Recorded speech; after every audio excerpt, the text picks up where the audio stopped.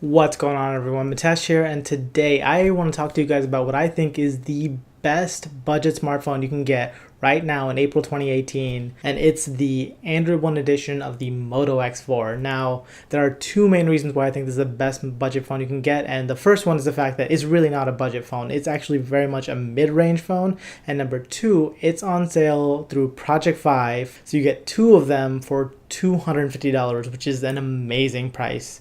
Now, of course, there are some caveats to it, and I'm leaving a link down below so you guys can check out the full deal for yourself, but suffice it to say, I think it's actually a really good deal. It doesn't have any of those hang-ups that you get with plans from like AT&T and T-Mobile and all that, where they have to activate a new line and all that stuff. This is actually a really good deal for what you're getting, and yeah, like I said, I'll leave a link down below. You guys should definitely check it out if you guys want a new phone or want to change service to Project Fi. Now in this video, what I want to go over is 5 things you should know before buying the Moto X4, because I know the phone hasn't gotten a ton of attention, so you guys may not know that much about it. So these are 5 things to consider before buying the Moto X4. Now this is not a full review because I haven't had enough time with the phone, but make sure you guys are subscribed because that will be coming very soon. So with that out of the way, let's go ahead and get started.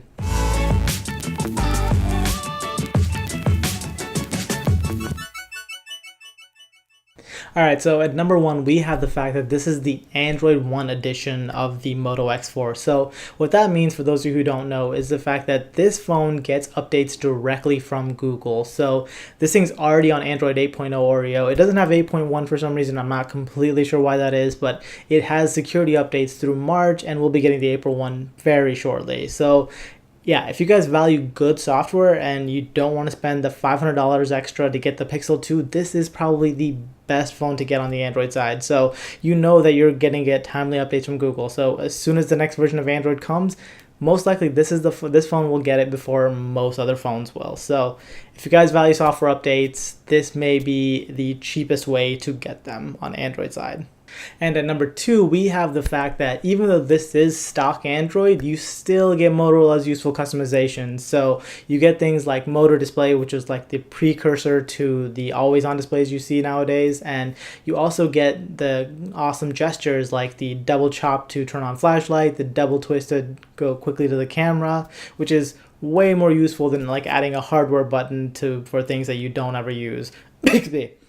Moving on, let's talk about the cameras at number 3, and that's perfect because there's 3 total cameras on this phone. So we have 2 in the back. One is the regular main sensor. That one that has a 12 megapixel sensor with an aperture of f2.0, and that's got the regular focal length. But the other one is an 8 megapixel sensor with a wide angle lens and an aperture of f2.2. And I personally think it's great to do a wide angle lens versus telephoto. It's just something that I would use more often. Usually I'm trying to get more things in the shop versus less, but yeah, so I think that's a great choice versus going with the telephoto like everybody else is.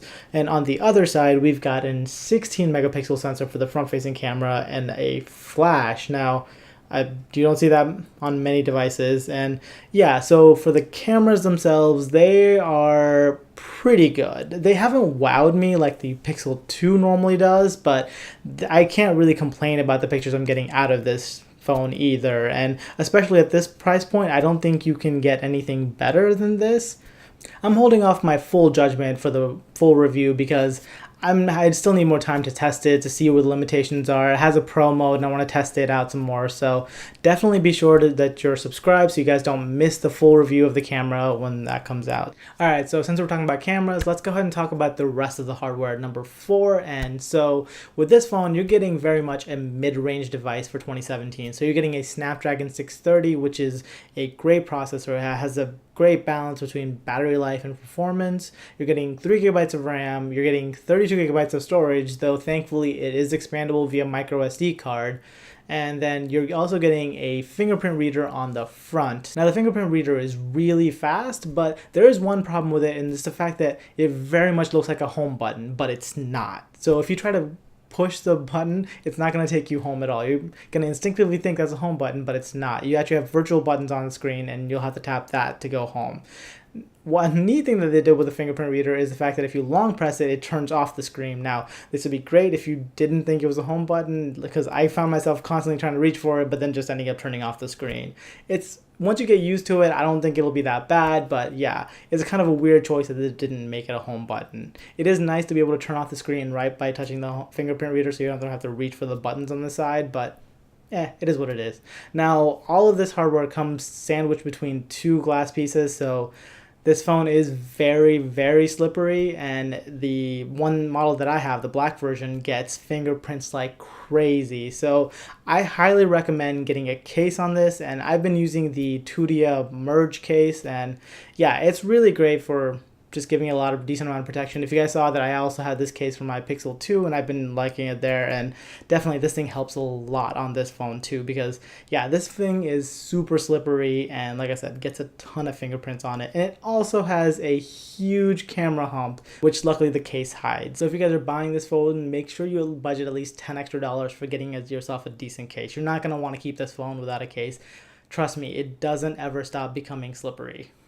All right, and then number 5, we have the fact that this is an unlocked phone that works on almost every carrier in the world. So unlike most other budget phones, which are stuck to GSM only, so T-Mobile and AT&T in the United States, this thing works on every single carrier. So you can get it on Verizon, Sprint, AT&T, T-Mobile, what have you. If you decide you're tired of Project Fi and you want to cancel, you can do that and just pop in another SIM and you're good to go. Not only that, but if you travel outside the country and you want to use a local carrier there, you can do that. That's the benefits of having an unlocked phone, and getting that flexibility with an unlocked phone is definitely one of the best parts about it. All right, so there you guys go. 5 things you should know about the Moto X4 before buying. And as a bonus 6th thing, you should know the fact that this deal ends May 2nd. So you guys should consider buying it very soon if you want to. And I will try to have my review out before then. But yeah, if you guys are interested in this deal, you should definitely jump on it now. And like I said, I will have my review out very soon. Make sure you're subscribed. And yeah, that's pretty much it. Thank you guys so much for watching. I'll catch you guys in the next one. Bye.